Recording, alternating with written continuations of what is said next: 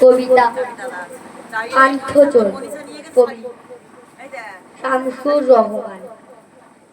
বহু পথ হেঁটে ওরা পাঁচজন গোধূলিতে এসে বসে প্রবীণ বৃক্ষের নিচে ক্লান্তি মুছে নিতে।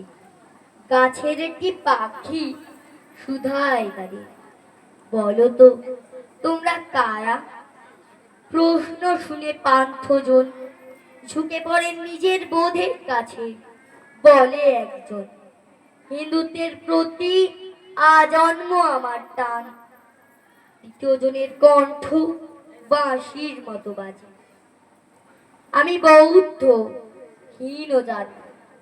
তৃতীয় জন বলে, আমি এক নিষ্ঠাবান বিনীত খ্রিস্টান।